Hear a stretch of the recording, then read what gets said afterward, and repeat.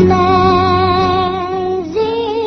grace, how sweet the sound that saved a wretch like me. Hi, and welcome to Straight Talk About God video. I'm Jack. Why I love God. Sometimes I would think, I love you, God, and want to say it, but I'd be held up by a feeling of insincerity. You know, I felt like I wasn't 100% honest, and maybe just saying it, it didn't feel like it was coming from my heart. One night, while this thinking was going on, instead of saying, I love you, God, I started to think about why I would love God. And that thought helped me clear up a lot of this. You know, it's easy to say, well, I love God because, and I'm sure that happens all the time, you know, but I also know that I've heard people say such things when I knew that it wasn't true except from the neck up, you know. It didn't come from the heart, right? It was more of an ego-driven statement to either soothe their own insecurity or impress somebody that might be listening. You know?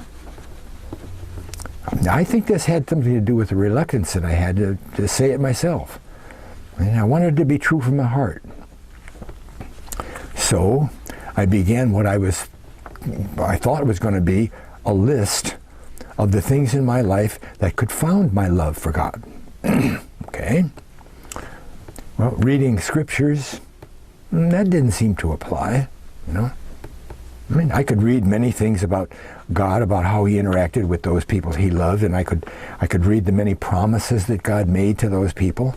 You know, I could recite some of the benefits or the beneficial attributes of God contained in the Bible. But those things, they didn't seem to come from my heart, you know. Now, before I even considered any of these things, I thought, well, I love God because he's real.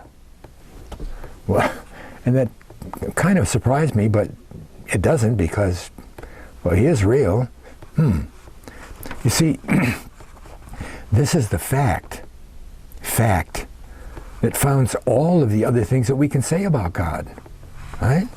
It's the fact that founds all Sunday sermons in church.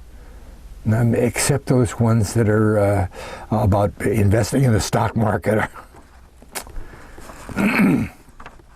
It's the fact that founds all the attributes of God in the Bible. And it's the one thing that founds the very existence of our physical universe, right? I mean, everything we can name rests on the fact of God's reality. No. I'm reminded what Luther said about sin. Okay? He said that all sin was a result of unbelief. Unbelief. And that really strikes true, you know.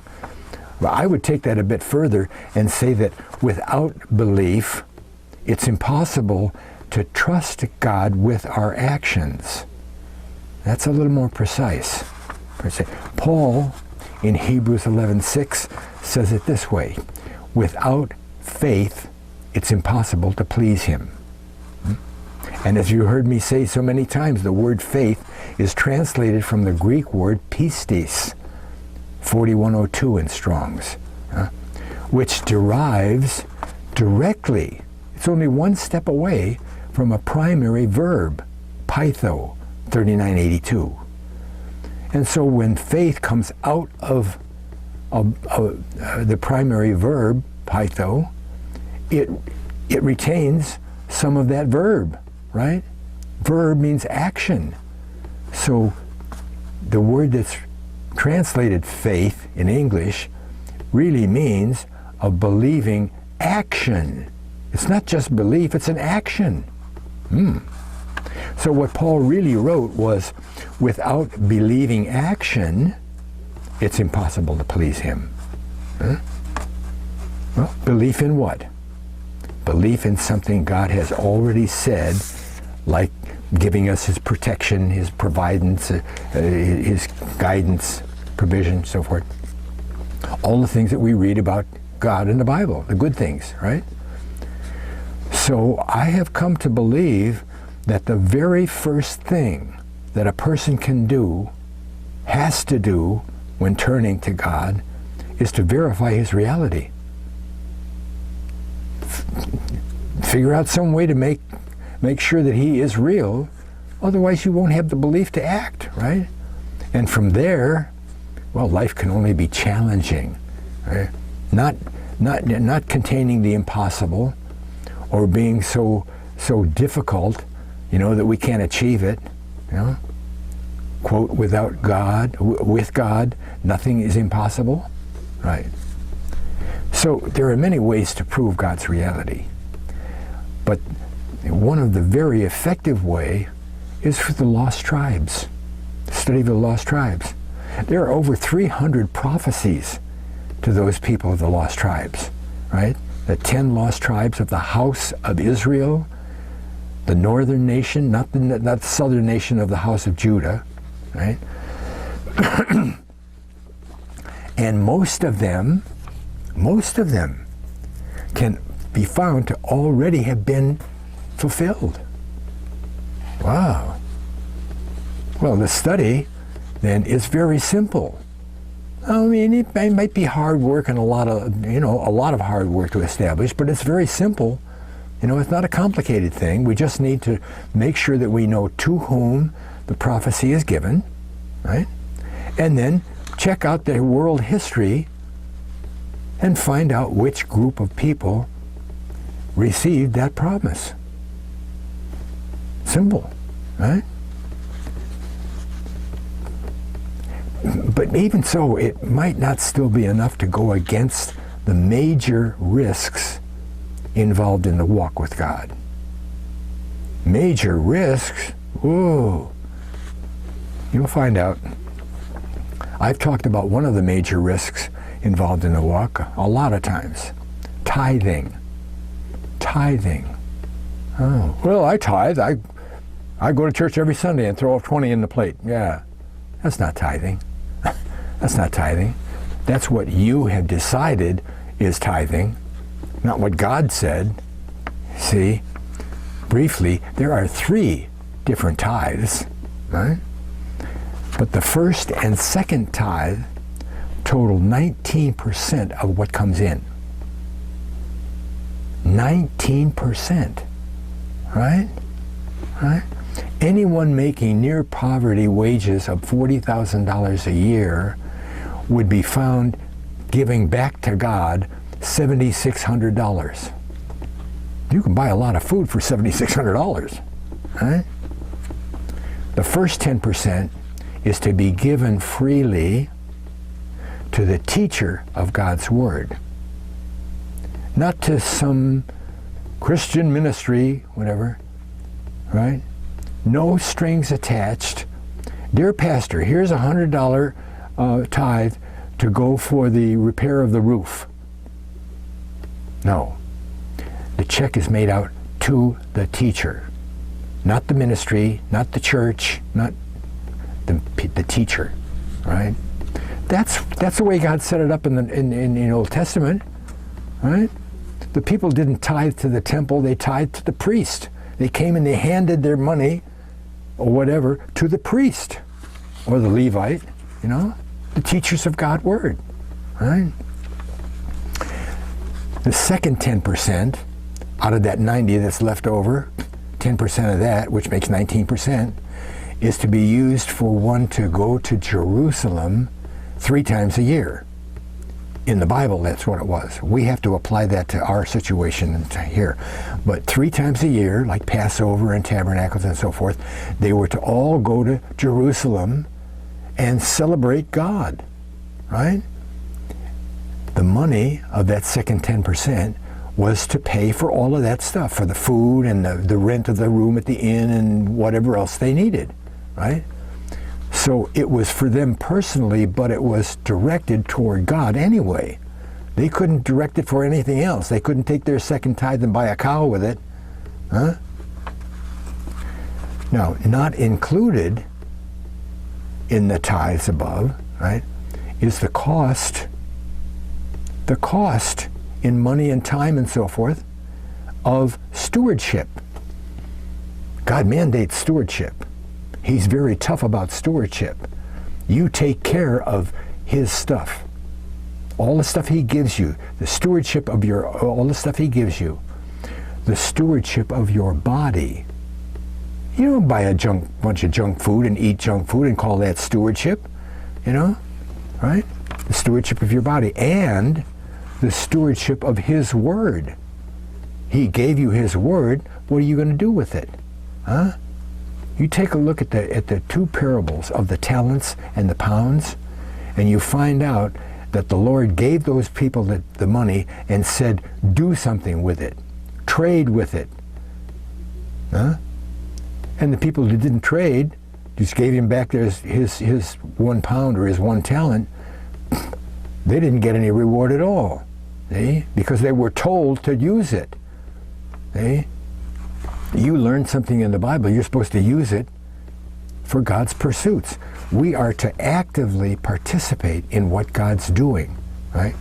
Getting the word out to the rest of the world about his kingdom, right?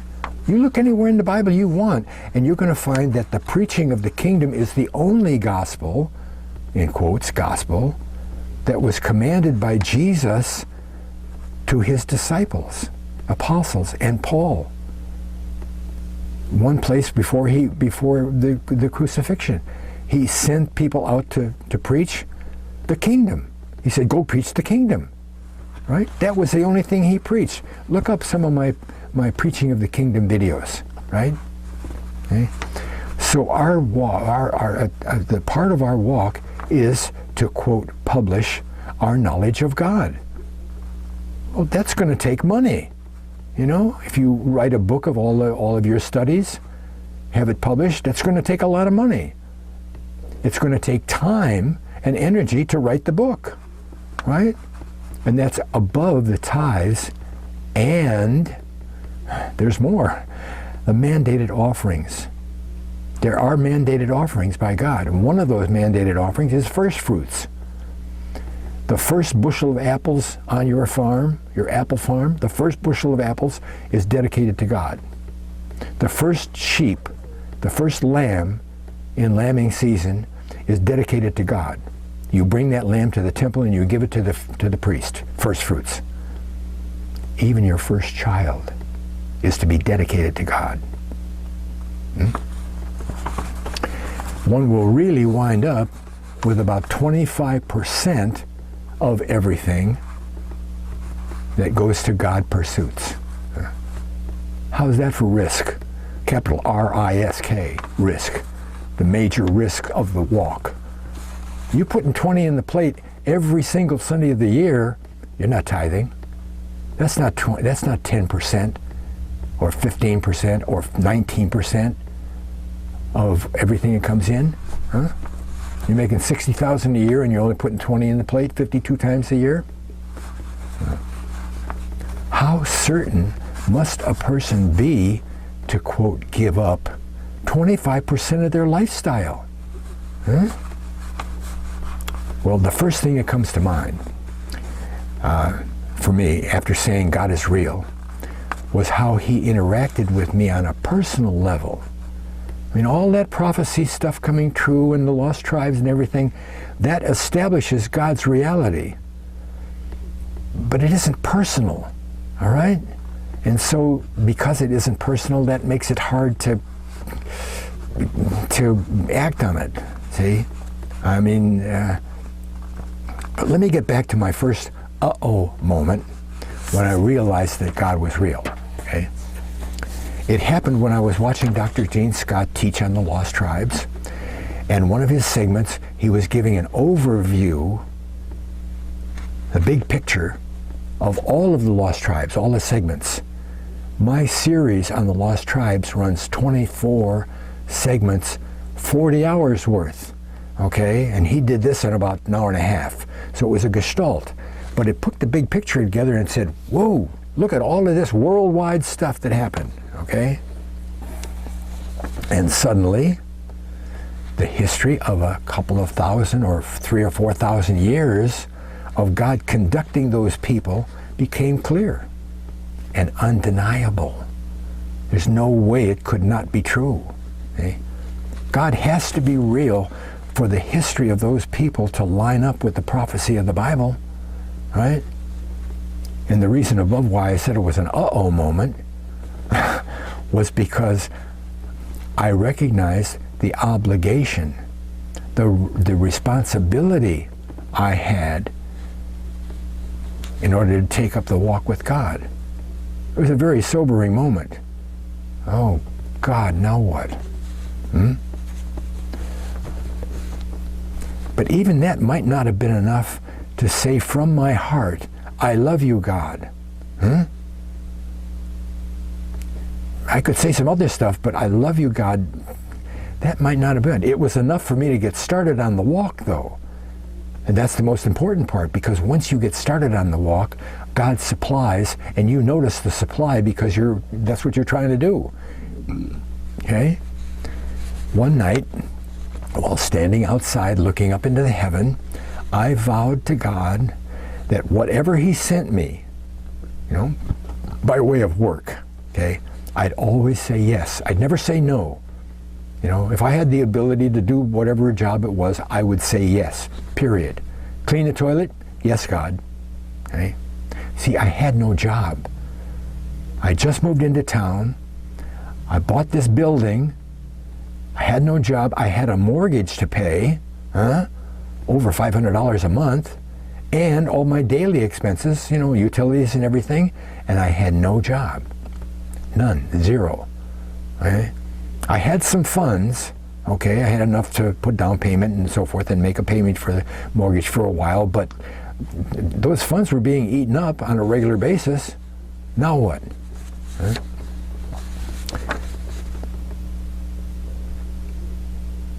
See, I don't think I would have made it without God coming to me personally and giving me something to depend on, right? Right? Could be like in the parable of the sower, choked by the cares of the world.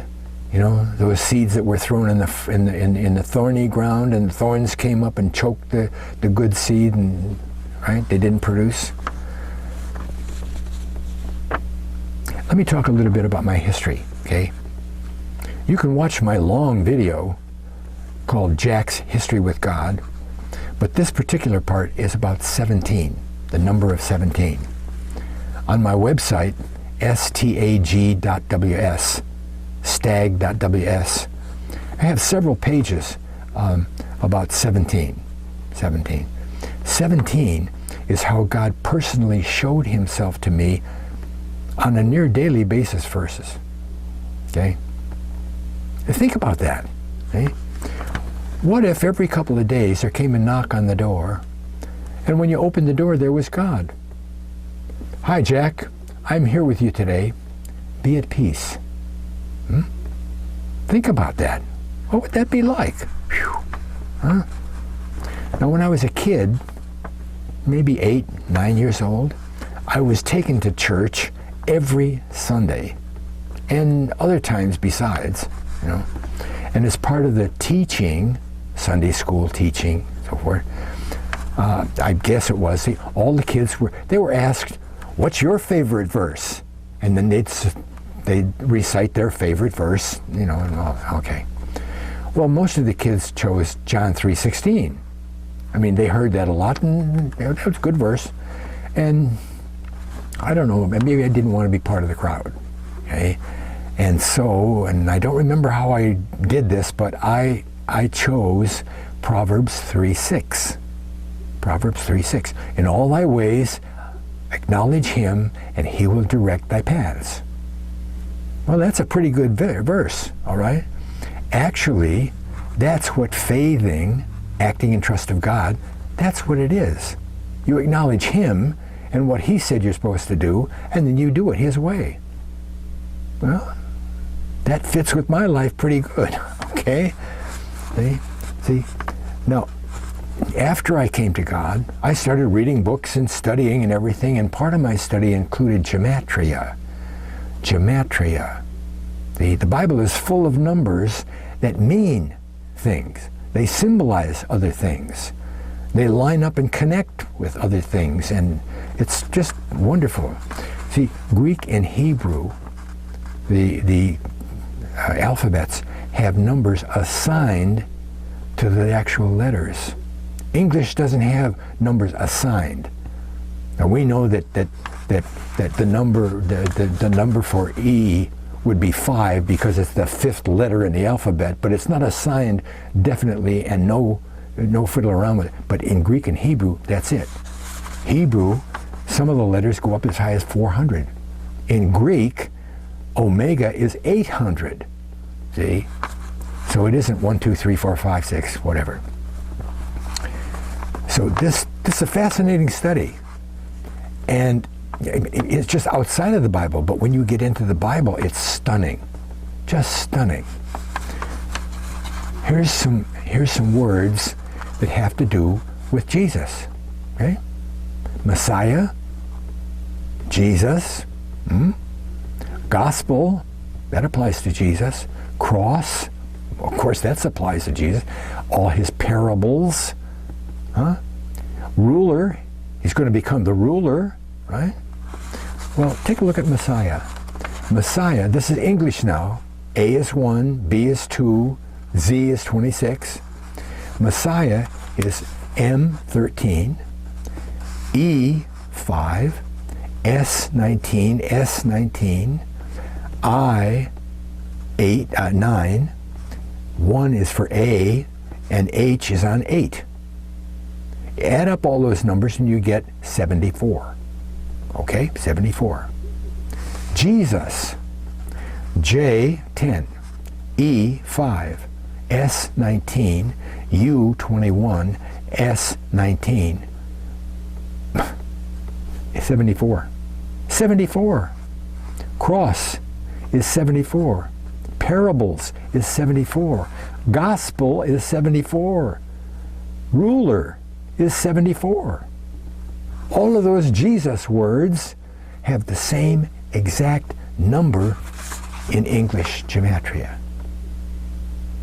See, now we might not have assigned numbers to our letters, but God is the one that supplied us with those letters, and most all of these words don't line up on the same number before J was officially put into our alphabet. About 150 years ago, something like that. J wasn't an official letter, so all those numbers would change. Anything after the letter J or I would be different. All the S's would be 18 and not 19. J came in, boom, and all of a sudden all of these numbers pair up. Now, sometimes whole Bible sentences are on the same number. Not just a couple of words here and there. You know, that sounds pretty easy. You might have 4, 5, 6, 7 words in a sentence, and they're direct quotes out of Scripture. Whew. Here's some more. The number 153 is related to the gospel age, Christianity, Christian 2,000 years, okay, in that the 153 fishes out of John 21:11 typify the multitude of seed that will be blessed. Abraham is told, in your seed, Jesus, all the nations of the earth will be blessed. Genesis 28:14, right? Okay? So, but I have to call your attention before I start this to the most important 153. Okay? A phrase out of the Bible, a repeated phrase, when God repeats himself, pay attention. Totals 153, okay? You follow Jesus preaching, I've said it before, you find that he went, quote, casting out demons and preaching the kingdom of God. The kingdom of God totals 153 in English. English, okay? See, God has been getting ready the earth and humanity for his kingdom, the millennium. Been doing it for 6,000 years. It's one of the reasons why Adam was created. That's another story. A couple named Les and Nella Harrison did a couple of mountains worth of work on English gematria in lots of different places and forms. And they put together a list of 153s. 1,700 of them. 1,700 of them. Well, they took a bunch of them out and made up a narrative, little story about the gospel age of Christianity and how it related to Jesus and so forth, okay, and the lost tribes. Here's the narrative. The gospel age preached the kingdom of God, 153, and saw the completion and preservation of the oracles of God, 153, the holy word, 153. At its commencement, the gospel age, the promised seed of the woman, 153, came as the revealed Son, 153. The branch, Jesus, 153. And the true light, 153, of the world. Making available the water of life, 153, and the true light. Oh, I'm sorry. The water of life, 153, to the Christians, 153, who became the children of God, 153, by belief in him and his sacrifice on their behalf. During this period, also, the house of Israel, 153, and the great people, 153, of Joseph's line, 153, this all has to do with the lost tribes, have been a hidden witness, 153, to the faithfulness of Almighty God in keeping his promises to their fathers. All those prophecies I said for the house of Israel, right? In the final outcome, the house of Jacob, 153, is to become a purified Israel, 153, and the British language, 153, possibly the last language, 153, of the age. All of those phrases are 153s. And they all relate to Bible and Jesus and lost tribes and God and that's no coincidence, unless you're a coincidence theorist. See, God's main purpose for the creation that we know is to get ready for his coming kingdom. And we see all this confirmed by the very first 153, the kingdom of God, right? 153 happens to be 9 times 17. Now, remember I said about sentences? You get to sentences, it's incredible, right? Well, Les and Nella did a list of 279. 279. Now there's a long list of sentences, familiar sentences that relate to the Bible and Jesus and God and all that on 279, but there's also a bunch of them that are direct quotes out of the Bible. Direct quotes out of the King James Bible. Whoa, listen to this. I mean, that's not a couple of words, right? There's 7, 8 words in a sentence, right? Direct quotes. 1 Timothy, it wasn't even written when gematria, okay. 1 Timothy 6:15, King of Kings, Lord of Lords. King of Kings, we all know that one. How about Mark 1:1, Jesus Christ, the Son of God. 279. 279. Genesis 12:2, one of the promises to Abraham about his descendants. I will make of thee a great nation. That's part of the Lost Tribes teaching. 279. Right? Matthew 28:20. And lo, I am with you always. How about twice in Hosea 2, verses 19 and 20, he repeats it. He says, in 19, he says, I will betroth thee unto me. And he says it again in the next verse, 20, I will betroth you to me. He's talking to the house of Israel and how they will be the bride of Christ. I will betroth you, right? And then in Matthew 22:14, you all know this one, many are called, few are chosen. Huh? Those are all 17s. Not 17s. They're all 297. Okay? Okay, skip ahead with me to buying the current residence. You know, and standing out there under the stars and vowing to accept whatever God sent me as far as work. Well, very soon after that, I took my name in English, because I'm reading all these books about gematria and how the numbers add up and all that. I said, well, I'll do my name, see what happens. Okay? Okay? So I took my name in English, Greek, and Hebrew. So I start with English. So for English, I use that basic what number is number for 12 for M, you know, be 13. Okay, 1 is A, 2 is B, and so forth. Here's what it came up to be in English. Jack totals up to 25. 25. Now, in this particular way of working with gematria, one way that you do is you take the whole number, but you can reduce it down to a single digit. Okay? You reduce it down by adding up all the digits until successive additions lined up with one digit.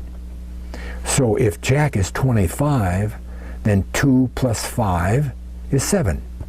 So my first name is 7. Got it? Okay. Edward, my middle name, 55. 55 is 5 plus 5 is 10. 1 plus 0 is 1. Edward is 1. 7, 1. Flaws is 6, 1. 61. 6 plus 1 is 7. So my name is 717. Okay? But when I got to Greek, I had to use the word John. I mean, I don't find Jack in the New Testament, so I use John. It's the same, John. But in Greek, there's 7 letters in John. Okay? Here's what it is. I is 10. Omega, I-O, omega is 800. Remember that? 800. N, N, H, N. N is 50. N is 50, H is 8, and N is 50. Add up all those numbers and it comes out to a total of 969. Does that sound familiar? 969? It's the age of Methuselah, the oldest man in the Bible, right? 969. I said, whoa, oh, my name is Methuselah. That's good, that's pleasing. Okay. Then when I got to Hebrew, I had to use Jacob. That was the closest thing, Jacob. But in Hebrew, there's no vowels. So with Jacob, there's only 4 letters. And the 4 letters are 10, 70, 100, and 2. 10, 70, 102. However, you see in gematria, the numbers are the only thing that counts because it's not about the numbers, it's about the symbolism of the numbers. 0 has no symbolism. See? So you can remove, in any group of numbers, you can remove all the zeros and just work with the numbers that are left. Okay? And when you remove all the zeros from 10, 70, 102, you come up with 1712. 1712. Okay? It just so happened at the time I did this, found this 1712, my bank account number was exactly that, 1712. And another thing with gematria is a number can feature the number you're looking for, the symbolism.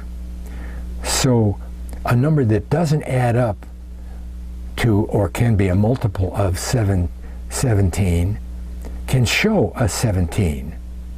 See? And 1712 shows a 17, doesn't it? Okay? While I'm here, I'll hit this again later on, but another way to work a number is to add up the digits of themselves, and see if the total, the sum of the digits, is a 17 number. See, if a number, if a big long number totals up all the digits and they come to 68, that's a 17. That's 4 times 17. So that counts. Now the intensity of the 17, well, we'll get to that. Okay? Now all that's interesting, okay? All that was interesting, but it isn't what was to emerge. Huh? It was my 17. Ooh, my 17. See? What made me sure and started my discovery of 17 in my life was my favorite Bible verse again. See, the very first Bible that I purchased, I decided on that particular Bible, and I purchased it myself with my own money. It wasn't given to me or anything. Was a Bible that was used by Dr. Gene Scott. It's just a King James. That's all it is. A usual King James, right? But it's a wonderful study Bible because it's got 1-inch margins around the edge. And if you write small, you can put paragraphs on the margins. You know, instead of writing extra notes into a file and keeping that file somewhere else and maybe losing it or whatever, you got everything right there in the Bible. Boom. I've got so many notes in my Bible that I would say that probably 65% of all the pages in my Bible, 34 years, all right, have some kind of a note in them, even if it's just the number of the page on some other page in the Bible that relates to that verse, you know, a cross-reference, you know. It's a wonderful Bible to have, you know. Anyway, one day I decided to look up my own Bible verse, right? Proverbs 3:6. Well, I looked it up. What page was it on? 717. It was on page 717. That was my name. Wait a minute. I already knew that from my name, and now my favorite verse is on 17? I said, wait a minute, and something, God, jogged my memory to the fact that I bought the house on July 17th. 717 again. I said, wait a minute, this can't be a coincidence. My name's in a 17 and 17 and 17. What did I do? I went and started looking around at all the different numbers in my life to see if they were 17s. See?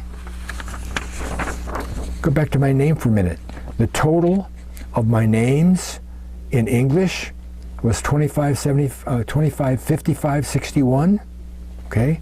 Put that all together and make it one single number, right? One whole number, and divide it by 17. And what do you get? 15,083. Evenly. 17 goes into 25, 55, 61. 17 goes into that 15,033 times. Evenly. Whoa, wait a minute. And my name in Greek? My first name in Greek, 969, Methuselah's number. That's 57 times 17. 57 times 17. See?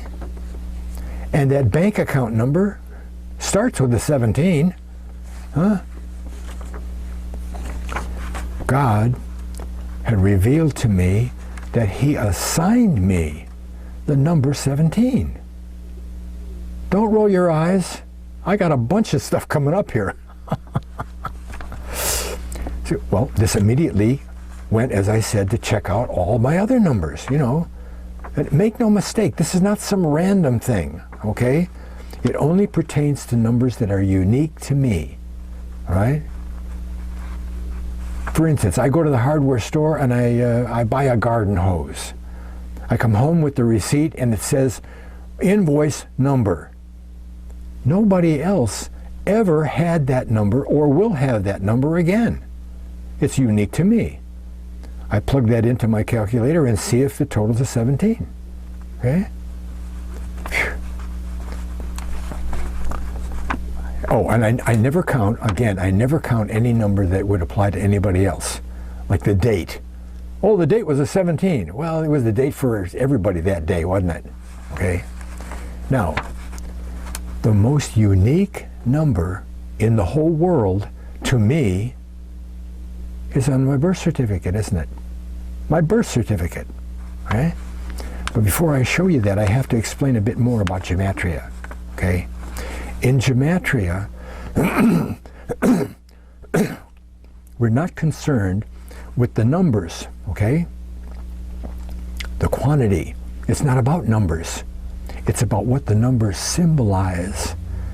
So any number that we can come up with has some kind of symbolism involved in it. Okay? For instance, the number 5. This is Bible stuff, okay? Not stuff that we make up, okay? But every time the number 5 is in the Bible, it symbolizes something. Besides being the number 5, it symbolizes God's grace. 5 is the number for grace. How many tribes were there? 12. How many apostles were they? 12. 12 is the number for perfect government in the Bible, okay? So, if you're looking for the number of grace, 5, and you come up with a number 21 in some story, okay? You say, well, is that a number for grace? You divide 21 by 5, and you find that it's 4 times 5 plus 1. Plus 1. And that counts as the symbolism for 5 itself, because the total symbolism of a number is the number itself plus the 2 numbers before it. See, it spills over into the number before it and the number after it. So the total intensity of that symbolism is contained in all 3 numbers. Now the most intense one is when it comes out even. Like my name, 13,000 something, okay? It comes out even. But 21 has some grace involved in there because it's 21, 5 plus 1. Now the problem with the symbolism thing is that only numbers that are prime numbers should even be looked at, because 21 is also the number for the world times 5. It's 4 times 5 plus 1. See, so it's got 2 different things, so it can be ambiguous. You can have an argument, well, it's a 5, no, it's a 4. Any even number has all kinds of... God doesn't do double things, all right? He does one thing one way, and that's it. And that's why I think that anybody's individual number is probably a prime number, especially a double-digit prime number. Like 17 is a double-digit prime number. Prime number can only be divided by itself and 1. Can't divide it by 2 different numbers, okay? It's single. And that's pretty much what God does, okay? See, where was I here? 969, the bank, revealed. Okay, I go to the hardware store, 12, government. Now to my birth certificate. The official number,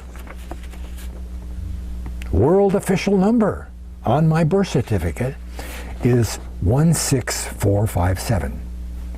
Okay? Divide that by 17 and see if it's a 17. Well, it is. It is. But it's Kolel. That's when it spills over. C-O-L-E-L. When you divide 16,457 by 17, you get 968 plus 1. 17 plus 1. It's 968 times 17 plus 1, which would make it 969 again, right? My birth certificate is a 17. Huh? At birth, I had the number 17 assigned to me. Okay? Now, that discovery was over 30 years ago. And I've been tracking 17s for 34 years. What? Today, I have a list of all the major 17s in my life that have come up, including old phone numbers, old addresses, credit card numbers, telephone numbers. Huh? Here's my list. Look at this. There's 6.5 pages, single space. Single spaced. Every one of these is a major. It's not the number on the receipt from the garden hose. These are major ones. You know, like where I lived. 68 was one of my addresses. Okay? I had 3 or 4 addresses that are 17s. Right? Here's one that I want to show you. Remember that vow that I made to God? Okay? Whatever you take, okay. My very first job, I never went looking for any of this, okay? It came to me. My very first job was part-time cleaning the post office in my neighborhood. I was in the post office and somebody said, job. I looked around and I said, what's that? I'll take that. That was my first job. The address of the post office is 3400 Redwood Drive. 34 is 2 times 17. It's not even Kolel, it's right on, right? Watch this. Watch this. You see all these red guys here? All these red guys? That's the building. That's the building I bought. You have to be a coincidence theorist to say that this isn't right. Okay? Okay? Again, I bought the building on 7/17. There's a 17 right there. And that's plenty. But watch this. You see, every parcel of land is on the county map, and it's got 4 or 5 different numbers. The section and the actual parcel and all these different numbers. Okay? Well, the parcel of the house that I live in is number 17. Number 17. It's in section 33. 33 is 1 less than 34, which is a direct 17. So it's 33 is 17 times 2 minus 1. Okay? The county map, the section of the county map is numbered, the county section is, plus the section, is 77-18. Now 18 is only one more than 17, so that counts.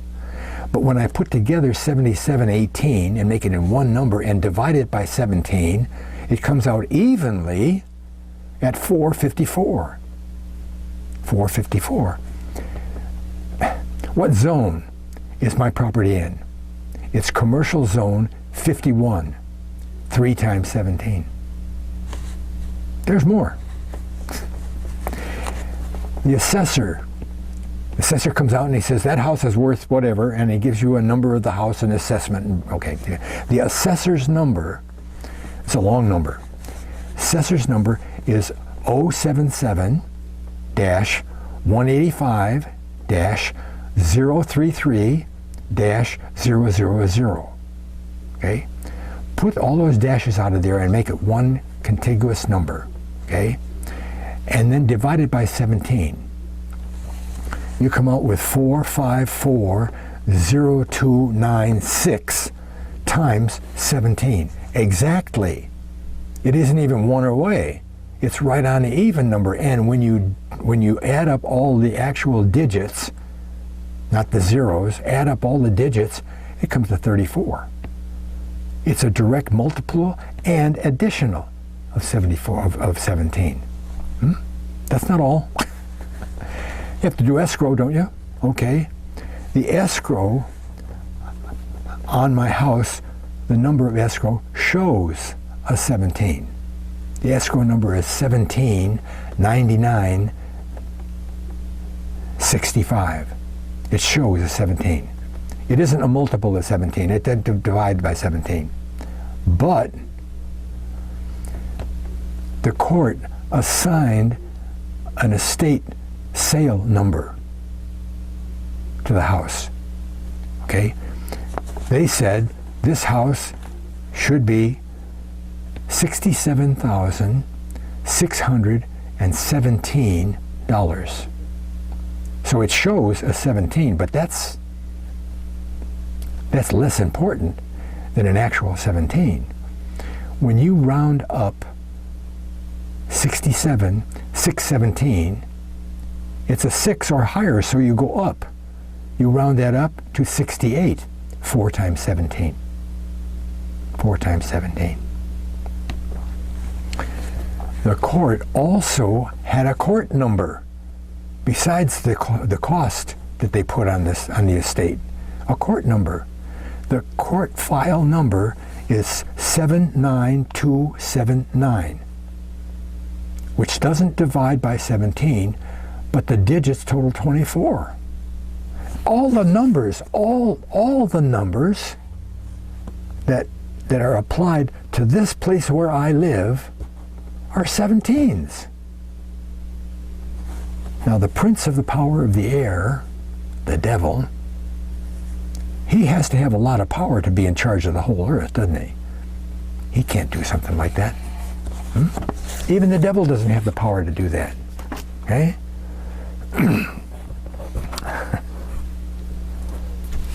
And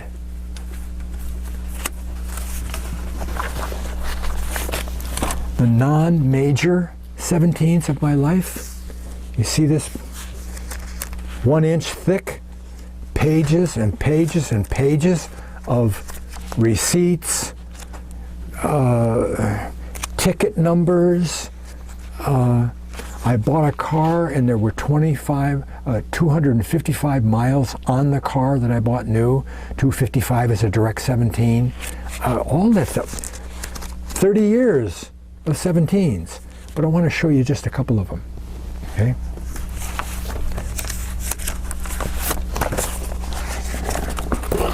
You see all these? All these credit cards? Huh? Credit cards? Look on that one. Huh? What is that? 6 17s?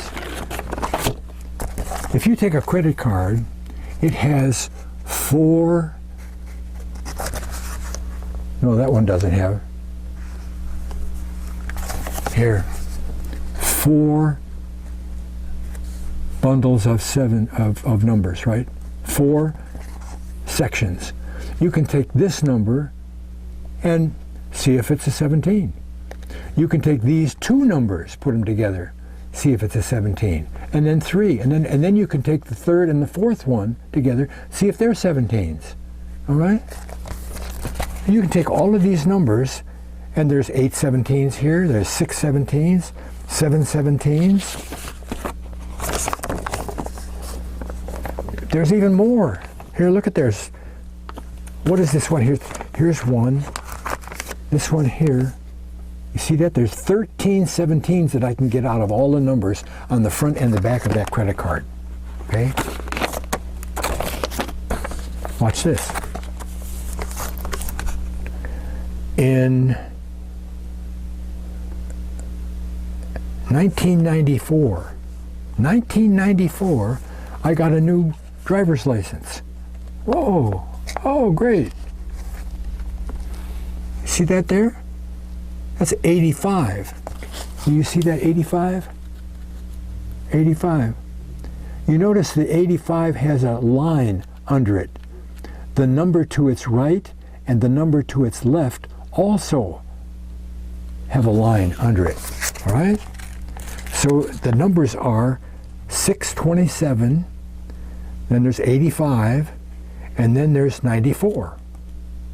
Put all those together and divide that by 17, and you come out with 329 times 17 plus 1. I've got two 17s on my driver's license. Come on, eh?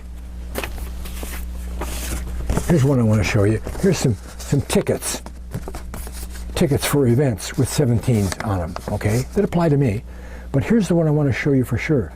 This ticket, I don't know, it's a lottery ticket. It's one of those scratcher tickets, okay? It's the actual ticket. But we were at a dinner party, and there were like 3 or 4 couples at the dinner party, and the host of the party,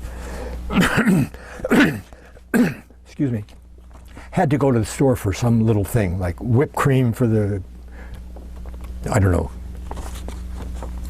And he decided to buy these tickets, one for each one at the dinner party. He came back and he passed out the tickets. Now that's important because I didn't have anything to do with that. Okay?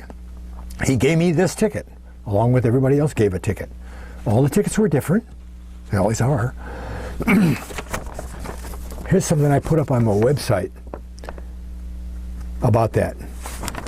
There's 9 features of 17 on this ticket that was given to me. Okay?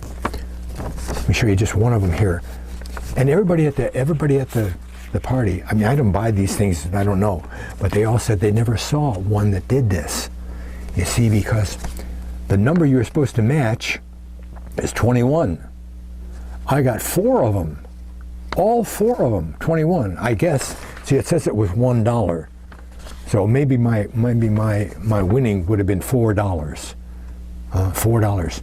But 4 times 21 is 84. 85 is 4 times 17. There are 9 17s in here. You see this number here is sectioned out. There's 3 numbers, then in square there's 3 numbers, and then there's these numbers here, okay? Down here are the 17s with the red. They're all 17s based on this number. There's another, this here is a 17. There's a couple numbers on the back that are 17s. 9 features of 17 on a when I was 11 years old, my family, me and my mother and father, went on a short little vacation from Chicago up the east coast of Lake Michigan into Michigan and went across to a little island called Mackinac Island. And you had to leave your car on the other side because they don't allow cars on the island. And maybe that's changed now, I don't know. But at that time, you went to the island and they carried you around on a little tour of the island because there's a lot of historical stuff on the island in a horse-drawn carriage. And it was enough for 6 people and the driver. Here I am, right? There I am, 11 years old, you know? Okay, great, we're on there doing our trip. What's the number of the carriage? 3570 is 210 times 17. See, I told you not to roll your eyes. Oh, where am I here? The vacation photo. Another 17 can be found, as I said earlier, by adding up the digits and see if they total 17. Okay? And, there's one other way. Now, these are less than intense, but they still count. If the number is reversed. So if I got the number 71 on something, it's unique to me, that still counts because the 17 is reversed. If it was 117, it would be 17 of 100, 217. It would all contain that symbolism to some degree, okay? And I have seen that 17 is also a family number for me. A family number. Watch this. My dad passed on his 17 to me. He was born September 17th. September 17th. Now, you may remember that September used to be called the 7th month. Sept means 7. Oct is 8. November, 9. December, decimal, okay? September 17th. Doesn't 7/17, isn't it the same as my name? 7/17, right? And if we go to the 9th month, which is what September is now, 9th month, then we have 9/17. And 9 times 17 is 153. Okay. My mother died October 23, 2011. Okay? 10/23/2011. Put that all together, make it one number, and then divide it by 17. What do you get? You get 601,883 exactly. It's not even Kolel, right? She was cremated, and the number of the urn, the number that came with the urn, not the number of the urn, the number that came with the urn was 4692. Divide that by 17 and it comes out evenly again at 2656. Family number. If you get together all the names, the birth names now, the birth names of all your family members, grandkids and grandparents and all that stuff, brothers and aunts and uncles and everything, get the number, work the English gematria for each name and see what the numbers total, right? Reduce them down and see what that reduction is. And when you do all that, you're going to find family members with the same number, numbers that connect. You know, my number will be 17 and my aunt's number will be 117 or something like that. Okay, I did a little bit of that.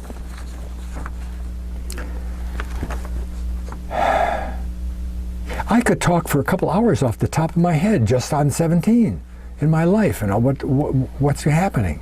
I mean, it's almost an hour by now, right? See? And again, this is not a random thing. It just happened a couple of times. Look at all those hundreds of 17s, right? Again, the devil hasn't even the power to do that kind of stuff, right? How many of you watching are people? All of you, right? Well, I'm a people too. Okay, I'm a people too. I'm not somebody special that God picked out of 200,000 or 300,000 people to assign a number to, right? God is a universal God, and when He does something, He does it for everybody. Everybody. Faithing is available to every person on the planet to gain salvation, right? Act in trust of God, and He'll save your life. Right? Everybody. God is universal. So I'm positive that if He's given me an assigned number, He's given one to you too. Everybody else on the planet has a number. Everybody else ever lived has a number, right? So a couple of times a week, a couple of times a week, God says, some way or other, "Hi, Jack, here's a 17. Right? I mean, you may not need that much encouragement, right? But it sure keeps me going. Huh? It gives me great peace of mind. I know that the sun is going to come up tomorrow. Don't you? I know God is real, like I know the sun is going to come up tomorrow. Right? That's how much I know God. And I can prove God's reality through Bible study. I can submit court admissible evidence into a court of law that will prove that God was behind whatever it is, right? And then I've got all my personal home movies of 17, right? So that's finally something that I can really say from the heart, I love you, God. Right? And have it come from my heart. Okay? See, if God is real, then I can trust him with my life, like those Christians did when they were facing the lions in the Roman circus. Right?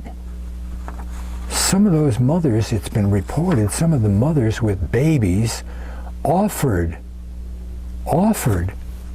the lion the baby first so that it wouldn't be extra distressed after it got through killing the mother, right? That takes up extreme belief in God, 100% belief in God. And if you don't have that, you're not going to take a chance on what God says, like 25% of your life, right? I wish I could just wave my hand and you'd find out what your number was. But I've tried to figure out and got stumped. I said, this is impossible. How could I possibly ever figure out, not knowing all of this other stuff, that 17 was my number? See? I take all of this information that I've given you and start listing all of the numbers in your life, old phone numbers and addresses and stuff, and see if what are you going to multiply them by? What are you going to divide them by? How are you going to decide which number, you know? I think that that 2-digit prime numbers are the most ones to look at. But wow, before you get to 100, there's a lot of prime numbers in there. How are you going to figure out, without spending hundreds of hours multiplying or dividing all of your numbers by each one of the prime numbers in order?